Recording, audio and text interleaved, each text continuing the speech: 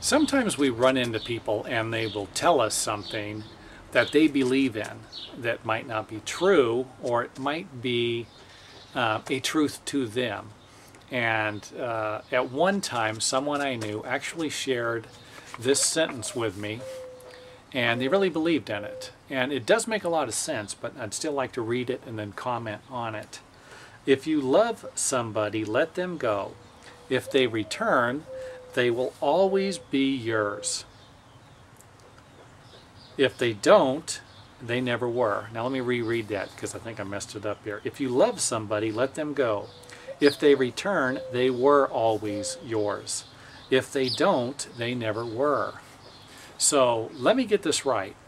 If I love my pet squirrel, I have a pet squirrel, and the minute I let this pet squirrel out of his cage, he's going to take off and never come back.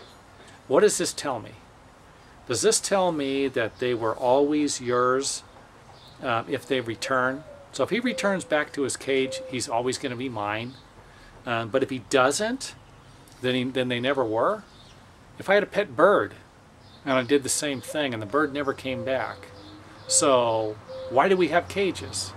Some of the stuff that we hear doesn't make a lot of rational sense.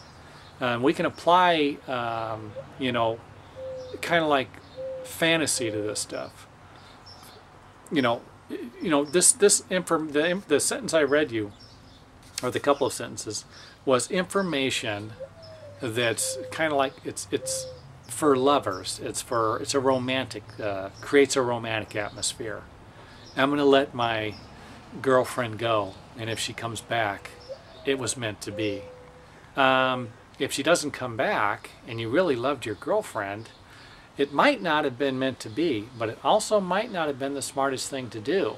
So you could let your girlfriend go, and actually she was probably planning on marrying you, but somehow, let's say you said, you know what, let's give ourselves some space. If you want to date somebody else, go ahead. Let's do a trial period for 2 weeks, and then get back together and reevaluate our relationship. See if we're really meant to be. The first week that your girlfriend's gone, she finds somebody else, you find somebody else. You end up getting married to these people.